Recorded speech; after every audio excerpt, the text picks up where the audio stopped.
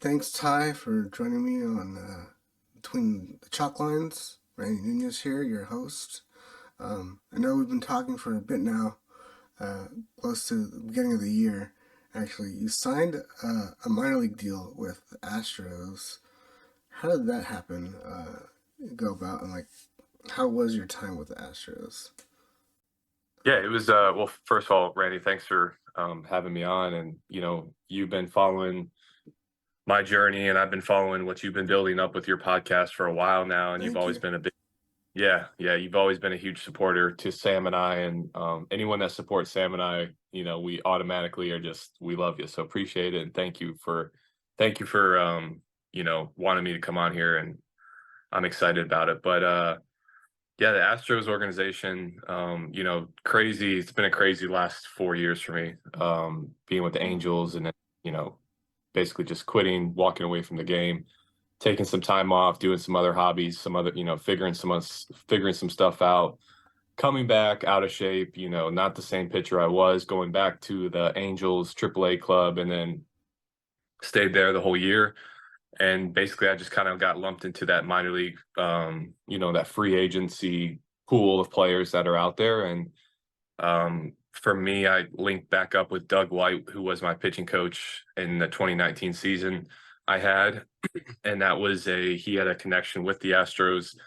Obviously I pitched against the Astros a lot, very crucial Yeah. situation, coming in 19. And so they were familiar with me. But the biggest thing was kind of getting my velo and getting my stuff back to where it needed to be. And that was kind of the issue, was why I didn't get called back up in 22 with the Angels. Was my stuff wasn't there. Um, Stuff wasn't there. It was a crazy story, but it's basically me just trying to get myself back into shape. And um, fortunately, the Astros were able to kind of see understand the plan, understand that, hey, this guy could be a depth tool for us, given that they probably going to go to the playoffs again like they did. And so I thought that was an interesting opportunity to play for a high caliber club like that. And so I was definitely interested, and I went there, and it was a very cool experience. But just kind of like, I threw a bullpen video. I hit 98 in a bullpen, sent the film out. We had to talk about some other stuff.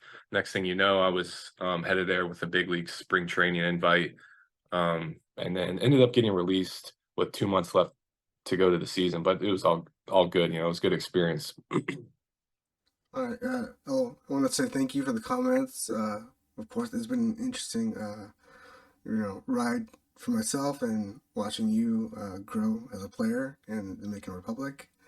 Uh, I've been watching, like you said, I've been following your Twitter. I've watched Sam's video of yourself, interviewing you, her husband, on YouTube. So we're gonna walk it back a little bit. Actually, we're walking forward a little bit. So you're playing currently in Dominican Republic with the Leones de Escogidos. How's that been? Actually, this is a Reddit mailback question from the Angels community. Um, Nunchuck asks, "What's it like pitching in another country, one in which English is not the dominant language, and you may not know that?" Yeah. Well, I'll answer that question, and I'll answer the how's it playing. It kind of goes hand in hand together. So Okay. um, for me, it's really the same culture, because you got to think about. I've been playing professional baseball since 2012, and we were culturized with a lot of different diverse backgrounds and groups of ball players coming up. And so I had a Taiwanese player, I had an Australian player, I had a Canadian player, Venezuela, Puerto Rico, Dominican, for like the first 4 years of my professional experience with Boston. And then obviously the majority of those players are Dominican or Venezuelan players. And so you kind of get very familiarized with just how people speak, the actions, the facial expressions they make, the mannerisms they do. And you get used to, what kind of food they eat, what makes them mad, what makes them happy, what they don't like. And so you get really used to playing with the Latin players. And so for me, it's a really cool experience, because I get to come to their home and kind of see where they come from, and that's not something that a lot of American players get to do. I mean, to be able to come down in the Dominican Republic, which is a beautiful island, and all kinds of amazing food that I've been crushing every single day, and um, it's highly competitive, it's intense. The games are pressure situation. I mean, it's crazy. It's a different kind of pressure down here because you feel like there's just so much on the line every game because it's a shortened season. And so this being here has kind of given me the experience I need that big league, those high leverage innings used to give me, something that I wasn't really able to get with the Astros and the Angels in AAA. And so that's been good for my development, getting back to the big leagues. But I love it, man. I think I would love to see MLB baseball continue like opening up the doors for having more opportunities for players coming down here. Escogido treats the American players amazingly. I mean, they put us in a great hotel. They give us the money we need to, it's to have the food we want, and the stadium's nice, a lot of fans, passionate fans. Um, it's like I said, it's competitive. It's difficult. Like, the Latin players and Dominican guys down here are very I mean, they're locked in. It's like, it's fighting for bragging rights. And each, Australia, or not Australia, Australia with an E, is one of the teams. And then we have, Santiago, what's the other ones? I call them by the names. The Toros and La Romana. Um, and then we have Lycée, which is shared with our stadium. Okay. And so there's six teams all. I'm just saying there's six clubs here. It's a weird, like, we're busing, long days when we go on the road, but it's fulfilling. So it's a lot, man. It's a lot, but it's awesome. All right, that was actually a lot. But thank you for getting really in depth on that question, and I think Nunchuck will appreciate that Mhm. explanation on how everything's going. Um, I went, Good nunchuck. yeah, Nunchuck. That was a good question. To walk it back a few years, I read a piece that Sam Blum actually wrote for the Athletic. You talked to him back in 2022 during your return to the Angels.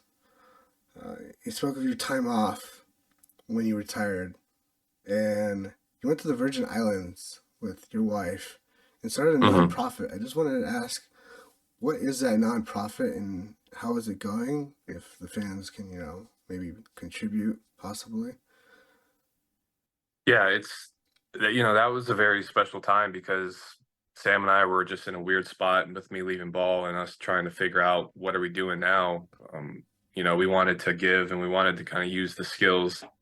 Let me backtrack. It originally started with I was going to go back and use my college scholarship money from when I signed with Boston in 2012. You have 7 years to use it, and if you don't use it within this time frame, like after you're done with baseball, the money goes away, which I think is silly, but it is what it is. And so I was thinking, well, why not go to the Virgin Islands and go to school there and use this money and get my education, at 28 years old. And so we went there. I saw an opportunity where baseball was kind of decimated from the COVID um, pandemic and all the stuff that was going on with that. And I figured, well, if I'm going to go to school here, might as well start a program. Next thing you know, we started talking to some locals and some people, and we got integrated in with some people that make some decisions. And then Sam and I thought, what a great opportunity for us to kind of take this behind the lights brand that Sam built, talking about athletes beyond sports. And so we created a program where we taught financial literacy, mental skills, tactics. And then we like really dove in depth with like the skills aspects of training and stuff. And then like media professionalism. And so it was kind of like a circuit style camp that we ran. But unfortunately, not unfortunately, because it is what it is. We launched it in St. Thomas, St. Croix, um, Nicaragua on Roatan, an island off of Nicaragua. And so we did 3 camps, but like me going back into baseball, Sam going back and, going her job full time.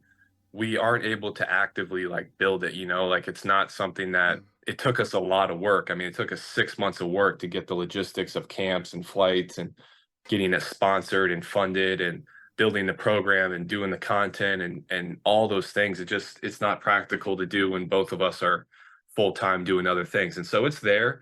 We're not gonna really take any donations right now. I appreciate that just because we're not able to give it the time we needed. But we definitely, Sam and I are 1000% going to continue. You follow us. We like to build stuff and create communities. So it's definitely coming back. All right, great. That's fantastic to hear. It's unfortunate that you have to kind of put it on pause right now, but I'm glad that you can give back to the community. Someone that loves baseball. I've been talking to a lot of people in the last couple of weeks. I talked to the president and CEO of Baseball United, who's starting something out in Dubai and Middle East, South Asia.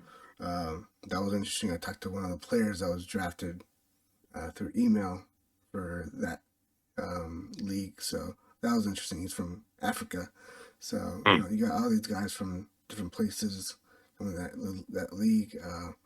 But I think they have, like you said, there's a lot to create something and then actually have it be successful. So you have to be, full steam ahead on that. Um, Also, in that piece that Blum wrote, it seems like you were fully expecting to be called up by the Angels in 2022. Um, just by Yeah. the words that you told, you said and he wrote, that was what the feeling that was conveyed, at least for me. If I'm wrong, you can tell me. I'm not, one to say that. Hey, I'm not wrong, but I'll Yeah. admit it if I'll take that L if I'm wrong. Randy, dude, I'm a very optimistic person. I believe in my ability to do things very much so. Sometimes a little bit blinded by my optimism. And for me, this journey, taking a year off from baseball, has been way more difficult than what I could ever imagine. I really didn't think it would be this hard to get back into the game physically and mentally. I'd say mentally, it's been the biggest challenge of just getting myself into that competitive mindset. Um, I definitely don't regret leaving the game because I needed to take care of some stuff. I was burnt out. I just wasn't in the right state of mind that I could go and help a team. And so I needed to take care of myself. And I looked out for myself during that period, and I don't regret that at all. But I really thought coming back, like, okay, I'm 25 pounds overweight, haven't thrown a baseball in a year, body's locked up and tight. Sure, give me 2 months. I'll be back in the show. And dude, it's been 2 years, and I'm just now getting to the point of where like I'm able to consistently hit 96, 98. My slider's coming back, my mindset's coming back. It's just been crazy to think that like, you know, I I just was like, yeah, like I plan to be up and I'll be here and I'll go here and I'll do this. And you get out on that mound and you're like, man, I'm throwing 92 right now. Like, why am I bouncing my slider? Like, why am I threw 1 inning and I'm sore for 6 days. I mean, just like things I did not expect. And it is what it is. I mean, it sucks that I would have loved to stay with the Halos and obviously the family they have, the fan base. I love all you guys and stuff. But they're looking to win games and for unfortunately, I just wasn't in the spot to help them compete, and it is what it is, man. I'm 30. I don't consider myself old at all. Maybe old in terms of like prospects and stuff, but I got a lot more in me, and I'm just gonna keep working because I'm right there. Great, and thank you for all of that because you actually killed two birds with one stone. Fins fan 909 asked if she regretted retiring, but you just said that you didn't. You had stuff for yourself, your family that you had to focus on, and you don't retire or regret retiring at all. So it's good to hear, Mhm. and I hope that you took care of all the stuff that you needed to take care of because you're back in the game. You're working hard. It seems like every day, and I hope that you get back to the state side, which actually leads me to my next question: is if you can or want to talk about the subject, is there a possibility that we could see you in the next year or two in the States, in the pros, with another team? Yeah, I don't know if you get this from following me, but I try to be very transparent with what I post. Sometimes I'm a little confusing. Sam likes to say, she's like, Ty, your mind's just, it goes and goes. I'm like, I know, So maybe I got some ADD or something that's not diagnosed, but I am who I am, man. And so like, I'm saying that because I want to give you the honest truth of, yes, like these last 2 years have been difficult in terms of where I told you I was very optimistic. I mean, to tell you that the thought of, is it ever going to return? Am I ever going to get back? Wow, like I can't believe I'm having to get myself back to the MLB for the second time. It was hard enough to do it the first time.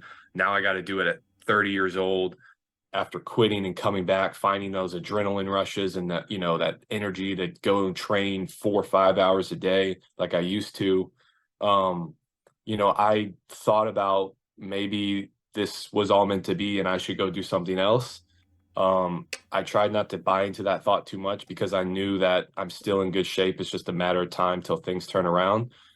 And luckily, coming down here, I was able to, you know, basically get this chance to showcase myself and to see for me, like, Ty, this is highly competitive. Like this league is eh, just, if not maybe a notch below the big leagues in terms of competition and skill, especially batters. I mean, um, and so like I definitely intend to play, but I intend to play until somebody isn't going to pay me or until somebody doesn't find my service of value. And so, like, unfortunately, that's just out of my control. And so, my plan is to get back in the MLB. I'd love to be it with a club that understands kind of what I'm going through. The biggest thing that's been hard for me is these clubs saw me in 2018, 2019, 2020, and that's who they want me at as a big league caliber arm. And it's hard to justify giving a 30-year-old leeway and kind of like a plan to get back into it, especially because I left the game. And so teams are like, is this guy kind of crazy? Is he over it? Is he playing me?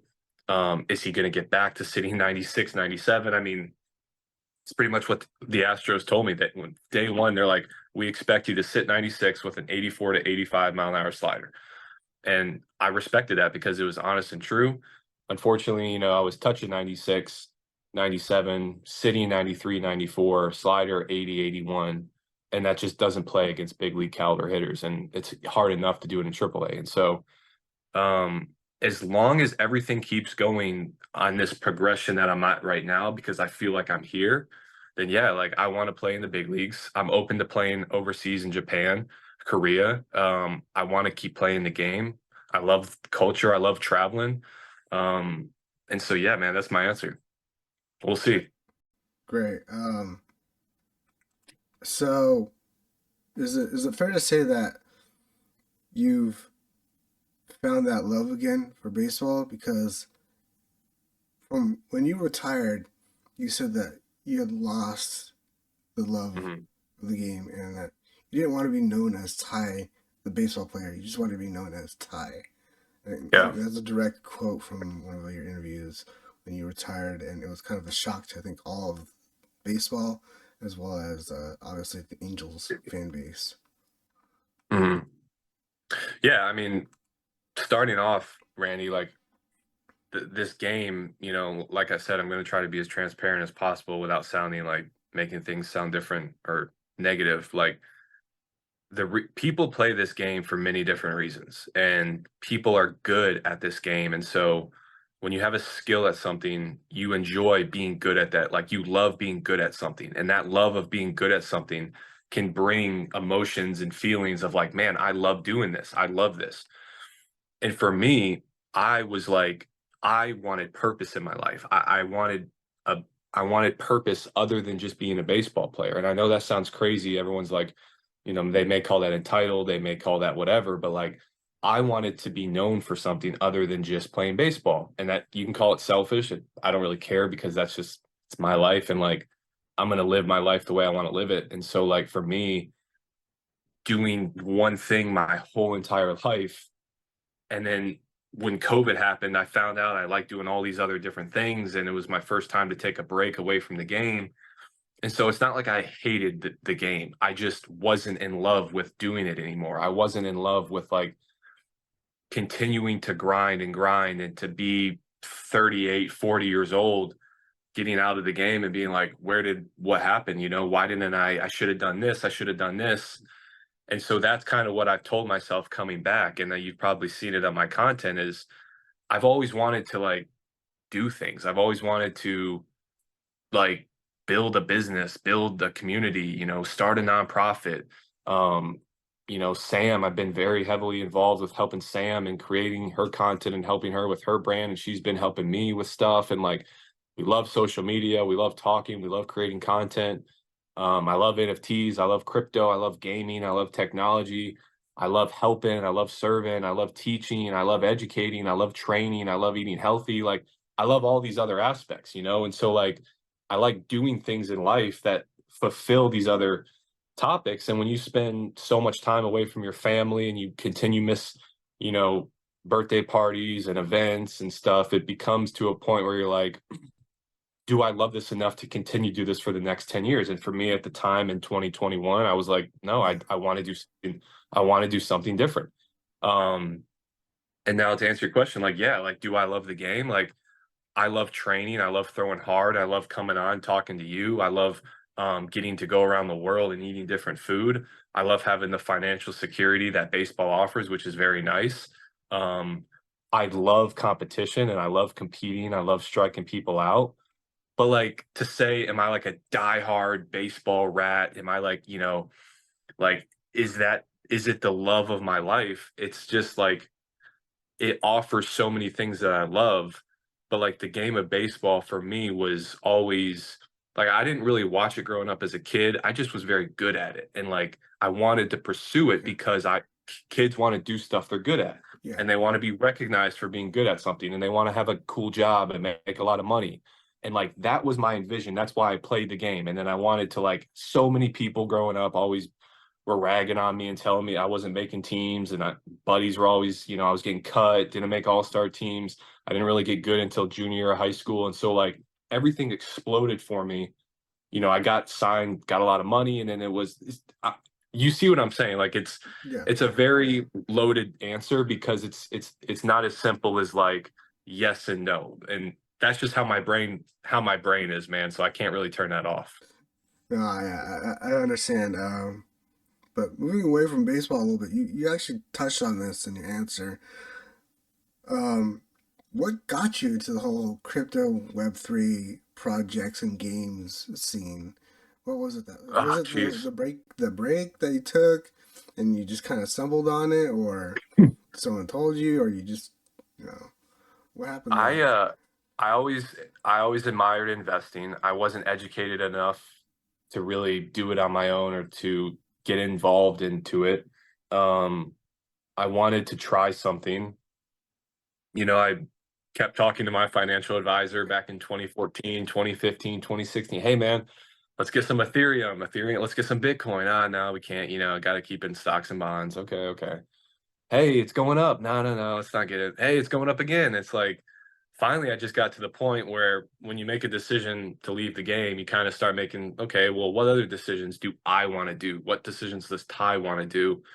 And I wanted to take a portion, you know, I wanted to take like some money and just kind of just learn about day trading and investing. And I did really well, and I also made some mistakes. And then, you know, it just kind of came to the point where I was like, okay, I understand why professionals do it and stuff, and that's okay with me because I'm all about experiences and learning. And so like I just wanted to have the experience. I wanted to understand crypto. It's a new technology. That's one of my fundamental pieces. I love new tech. I love learning about it and Hmm. blockchain and everything. It's super cool. I like the freedom of crypto, even though everyone bags on it and says it's, you know, all this other BS. And there's a lot of garbage in the space. And so like Yeah, you hear totally. crypto, yeah, you hear crypto, man, and like, oh, you're a scammer. It's like, chill out, man. Like, I like technology. I like collecting stuff. I think it's cool. Like, let's not make this a bigger story than what it is. Mm. No, yeah, I totally agree. I mean, there are some great coins. Obviously, you talked about, you know, Ethereum, Litecoin. um, Bitcoin, and I was actually in Dogecoin for a little bit myself. Before that Fun. got yeah, before that went to the moon, but that's a whole other story. Um, I had one more question for myself before I wanted to move on to the rest of the Reddit mailbag. Um, know that obviously you mentioned it. It's a competitive league, the Dominican Mhm. Republic, and you see a lot of talent coming out of that place. Uh, do you yourself on your own team or the other teams that you listed? Are there any names or players that we should be looking out for in the near future in MLB possibly? Yeah. Our leadoff center fielder, Rodriguez, he plays for the Reds. He's 19 years old. He's like a mini Mike Trout. This kid is absolute stud. Junior Caminero, shortstop, third baseman, plays with the Rays. Okay. Absolute stud. Um, Franmil Reyes is on my team, which is cool because I played with him. I pitched against him in the big leagues when he was with the Indians, and then I played with him in the fall league. Good dude, high energy. A lot of new players that some grinders that just older guys that just continue to put up a 3 in AAA every year. Don't really get the big league. Brian Moran was in AAA. He's here. He was in 2012 with the Angels. So there's just like, in terms of like American players, not really, just because it's more like established guys that have experience pitching in like high pressure situations and big crowds. And so like a lot of Mm-hmm. those type of players come here, but the Latin players, it's a mix. I think you have to be above double A to play in this league. And so, Okay. uh, yeah, but like playing against other players, like those are just the guys on my team. There's some studs out there, but it's, it's fun. It's fun. Awesome. That's awesome. Um,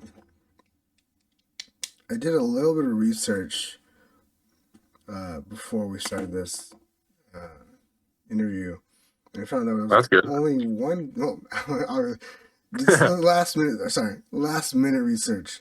I found out there was only one game that both you and Otani pitched in. It was August 2nd of 2020 in the lockout year, um, Mhm. in the COVID year. So did you ever, if that date even comes to your mind, if you even remember it? I know that's 3 years ago. Um, did you ever notice anything different with Otani when he was pitching on a day, like when he was a starter and not DHing? Um, Man, he's just such a focused, funny, like it's cool because he's such like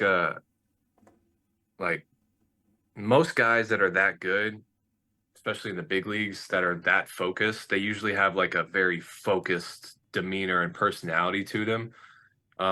Like Trout's like Otani in the sense of where very focused and then like they can flip it on and off when they need to. Joke around with their teammates and be silly, do goofy things, but then be highly competitive and highly focused when they need to. And so like Shohei was always, um, like I'm 2019 DH Shohei, and so he's always in the dugout joking around with Sandoval and the guys and stuff, and I'm in the pen, so I don't really interact with Yeah. him too much. So I only see him when I come into pitch, and he's in there, and I pitch well, and he comes up, good job, Ty, and stuff like that with Ipe and um, days he pitched. I mean, I would say there's definitely like a tunnel vision that happens when he's pitching. But like I said, I just don't like. I know it's crazy because I'm on his team. I just don't interact with him.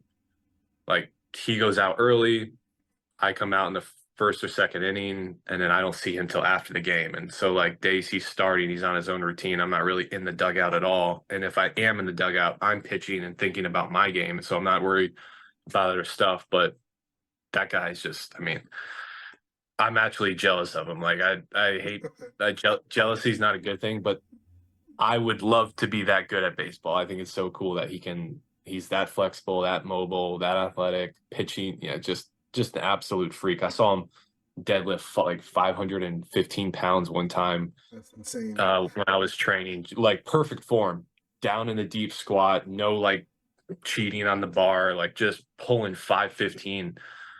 I'm like, what the heck? Who is this person, man? How does he do this? And Yeah, now look at him. yeah. No, I think it's fair to say that you can be jealous. I think there are probably millions of people in the world that are jealous of this guy, Yeah, a all good jealous, over. not Yeah, like yeah, a a good jealous. angry jealous. Like they look up to him like an idol. Yeah, He's absolute. who I Just want to be when they grow up, man. kind of guy. Um, Yep. so I'm gonna do a little bit of a rapid fire here and questions. I have a few All more. right. Uh, this is just straight from Reddit, Angels community. Edgelord underscore 3000 asks, when was the moment that you knew you wanted to return to Major League Baseball or pro baseball? December 5th. I remember sitting there thinking it was a moment where Sam and I were.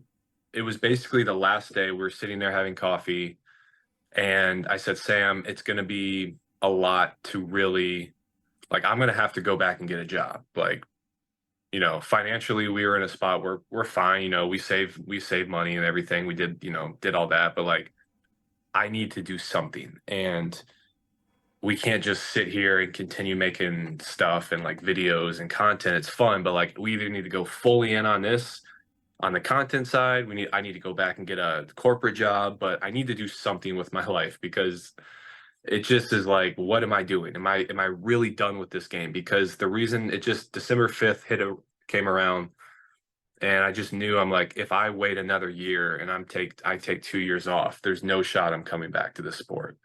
And I was pretty set that I wasn't coming back to it. And so I just basically had a heart to heart talk with Sam. I called my dad. Um, it was a weird feeling. Like, it was a feeling of, I'm not ready to come back, but I know I should come back. And I'm glad I did, because now that I'm healthy, now that I'm feeling strong, now that my mindset's right, I enjoy like training again. Like, I've trained, and not to like toot my own horn, but like, I trained so hard in the past that I think even that kind of burnt me out a little bit. Was just continuing pushing my limits and trying to figure out ways to get better and better and better. And so like, I wanted to just make sure that if I was going back, like, hey, we're doing this. But yeah, December 5th, Sam's like, do it. Like, we knew the nonprofit was going to continue to take some time to build up and Yeah. really hustle that. So it was like, okay, well, I either go back and get a job. I'm 28. I can't just retire. We're going to need income in a couple of years, and we're going to need to do stuff. And so, yeah, that's when it was. And I called my agent, called me back, talked to the Angels, went to spring training. And that's kind of how it went. So we're almost at the 2 year anniversary. It is the 3rd of December. Yeah. So, Yeah. um, next question. No Inevitable 4383 asks, what pitches did you use when you retired and what pitches are you using now? And I want to piggyback a question after you answer that. Same pitches, a knuckle slider, um, or a spike slider. It's a knuckle because I use my knuckle. I don't spike it like traditionally people do it. My fingers are too long. But four seam fastball, changeup, slider. When I came back, or in 2021 in spring training, they were having me throw a two seam. But what a lot of people don't know is, another reason what burnt me out was, after that 2019 season, I wanted to become an even better. Like, I wanted to become so good. And I completely changed my delivery in 2020, and that really messed up my rhythm, kind of messed with me mentally, because I was always searching to get back to this feeling that I couldn't get.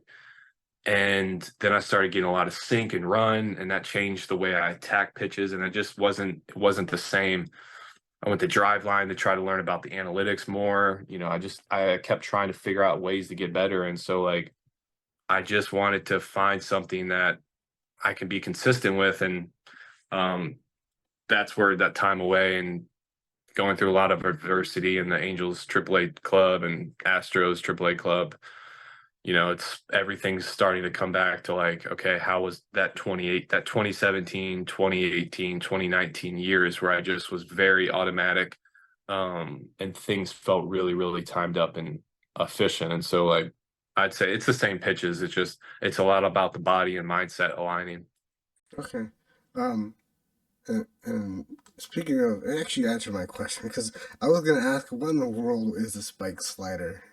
If you can Hmm. describe that like in more. Yes, spike slider. So people that have a hard time, most traditional curveballs, people throw here Yeah, and then yeah. slide. Will kind of like it's kind of like you're on the side of it, and you're just kind of pushing, you're kind of pulling through it, and that gives it that not as it doesn't it takes away the hump, and it's more just that slide. And so for me, I always had a hard time throwing that as a kid. I couldn't like get the finger pressure, and so a teammate told me to put a like this finger on the outside and put Okay. this knuckle on it, and that Ah, creates like pressure for you to throw the ball and create like a more of a it's a weird break. It's not like a traditional roll. It can be very sharp, and so that's just a knuckle slider is putting this knuckle on it, and then a spiked is putting this fingernail on the seam. okay, okay. And Mhm. looking at your baseball savant, I know Statcast isn't perfect. Obviously, all technology has flaws. But in 2019, it says that you threw one sinker. Were you experimenting on some game, or was that maybe just a slider that had a lot of vertical drop to it? No, I probably just opened up my front side. Okay. That tends to be what happens is I will pull open early, and when you're coming, let's say I'm facing you, and this is Yeah, like me coming down, and this is my lined up position, arms in position, front yeah, shoulders yeah. here. As soon as this opens up early, this backside is either going to rip through and you're going to pull the ball. And if you watch a lot of the pitches in 19, I would pull it into lefties away from right. Or if it's too late, you get too much. And then what happens is you basically pull so much that you pronate the pitch like a changeup. So it's like a turbo. And so it was just kind of a mechanical issue. All Like right, tall guys like myself, that tends to happen because we have such long limbs that's like it's hard to time everything up. got you. Yeah, I mean you're 6'6", so you are fairly Right. tall. Yeah. Um, all right, so you got that. One more question, and I think we're pretty much done. If as far as the Reddit mailbag goes, Senor Tortas asks, "Can you describe the Angels minor leagues day to day versus Boston and Houston?" Uh, I can. if you want I can to, just if you want to, this is a question um that's I teeter on it. I vet all the questions before I yeah. toss them on, and I'll say it like this. I don't have any knowledge of any minor leagues below AAA for the Angels. When I got traded, I went straight to AAA, and then when I came back, I went only to AAA. And so I will say this that I'm not going to speak negatively of anything because I don't have the experience in the lower levels. Obviously, there's been media and stuff talked about it and is what it is. I mean, it's minor league baseball, man. It's not just one club. A lot of clubs collectively could do a much better job. I think it's very simple. You have prospects. Prospects help you win games. Winning games brings in fans. Bringing fans brings in more money for everybody. Fan base is happy. Owners happy. Players happy. Media's happy. So take care of the prospects, and the prospects are in the minor leagues. That's some teams agree with that. Some teams don't. We don't need to rehash that. It's like beating the dead horse at this point. There's things that are doing well. Housing was taken care of for the players, which was really nice. The food seemed to be better than when I was there in 2018, which was cool to see. We had a lot better food and spreads. We had all the vitamins and we had training staff, which was awesome. I will say being with the Red Sox and being with the Astros, um, Red Sox poured a lot of money into they poured a lot of money into the minors. I mean, they did things that was cool to see. Like it's still a grind. I mean, it's still tough. It's still low pay, but they made sure that the athletes had all the supplements, all the programs, all the food. I mean, we ate amazingly down at the spring training complex. We ate amazing. It was amazing food with Houston. We had all the nutrition and all the supplements we could need. The food was amazing at Houston. Um, I can't speak for the Angels because I wasn't there, so I don't know. But I'm not going to say it was better or worse. It's just it's different, and some teams do a really good job on prioritizing the importance of giving their prospects what they need, and other teams I think they could do a little bit better of a job. I skipped over someone. It's one important that I did want to get that question over was Sonam's. Who asked, "What were your three favorite things about playing for the Angels?" And again, I'll preface this: if you want to answer, what were the three worst things about playing for the Angels? I also want to add, thank you for pitching your heart out for us. I enjoyed watching you pitch all the way from the UK. This was Oh a man. person from England that I wanted to get their question across. So I wanted to make sure I got that last one in. Uh, Well, I appreciate that. I try to pitch with my heart. I mean, I really put everything I can into it because it's taking everything for me to do what I do out there. And so I appreciate saying that. I'd say geez, man. I mean, there's so many positives about playing with the Angels. Like, not trying to be like a fanboy and reminisce about the good old days, but they were good. They were good days, man. Like rolling up in Orange County, being from the East Coast, being out there, seeing the beaches, seeing that beautiful stadium. Red's my favorite color. The jerseys fit awesome. I love the high socks I had. They look cool. Running into that bullpen, the red carpet in the locker room, how friendly the staff and how helpful the staff was. Um, the fans, it's truly like a fraternity, like a family. It's a different, like you guys just pour love into the players, good or bad, and that's rare in professional sports. I'm serious, like it's just a very cool environment. Win or lose, like there's not that much belittling of the players, and the players I know appreciate that. Um, I'd say playing with legends was the coolest thing. Playing with Trout, Otani, Pujols. Um, like what? Like, are you like that's crazy to think about? Like, it's crazy to think about that I get to go later on in life and tell my friends and family that I played with these guys, and doing all the cool stuff that we did. And I mean, it was fun, man. Like, so going back to your question, like, yes, I love the game because like there's just fun things like that you just get to do and see. Um, but the worst parts, I'd probably say the taxes of California. No one likes paying a lot of taxes. I mean, it is, I understand it's, I'm not going to get political. So, but it's that wasn't great. Um, I understand that one. the travel, we had a very far travel schedule. But dude, we're flying on a chartered plane. So it's like, what am I really complaining about here? Like it's not that big of a deal. Uh, and then I'd say, oh, also I love Arizona spring training and I love Tempe Diablo Stadium.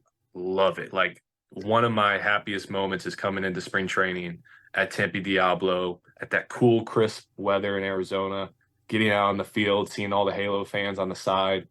Freaking awesome. So cool. Would love to do it again. I don't think I have a third bad thing to say. Like if I said a third thing, it would just be something petty that's more like not that big of a deal. Like I'd say Okay, the taxes and the travel, like everything else was golden. I got it. Well, I have to agree with you on the Arizona. I go every year with my pops. We go see Okay. at least two or three games.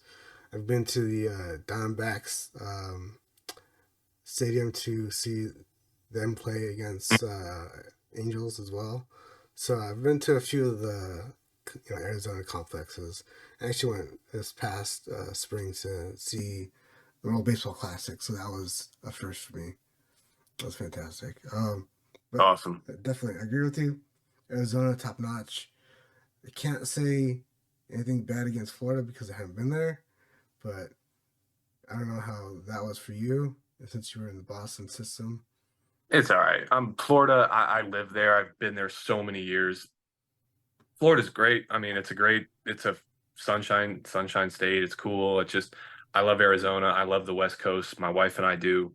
We love Charlotte, North Carolina a lot too, and Charleston. But like, I don't know. I've just done Florida so many times with baseball growing up, that getting out and seeing those views that California and the West has to offer is really cool. Oh, and the drive. I'm okay. The one more thing I loved was going Okay. from spring training, Highway 10. I think it was Highway 10 into like right into LA, going through like that 4 hour, 5 hour drive, passing through Palm Springs or Desert Springs or whatever, like going through there. Um, that's just like a really beautiful drive. That's a pretty cool spot too. So, but yeah, Florida is. I did it with Boston, did it with Houston, did it. I go down there and train all the time at Diesel Fitness in Tampa. Bought a house in St. Pete. I've been everywhere in Florida, so I'm good on Florida. Well, thank you for answering all those questions and more, Ty, and taking the time out of your day. Um, I know that you're going to be enjoying some more time after the All Star break into DR.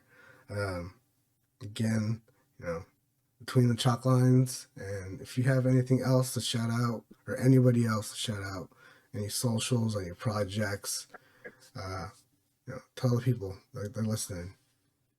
Just give my love to my beautiful wife, Sam. I love what she's doing in the NIL space. I pour my heart and soul into supporting her, and she pours her heart and soul into supporting this crazy baseball life as hard as it can be sometimes. And, it's nice to see when I left ball, Sam always wanted to do things. And like when I left, it kind of gave her the opportunity to step into the limelight and self-discovery of who she wants to be as a lady and a career woman growing into this business space and the sports world. And so that's all my shout out, man. You guys know I shout out her all the time. And so if any don't give me the love, I mean, I'm a weird guy, man. I'm a weird dude. So like go support my wife. All right, great. Well, that wraps up the session. I'll talk to you soon. Thank you, Randy. Thank Yeah, you, Ty. appreciate it, man. Yep. Thank you.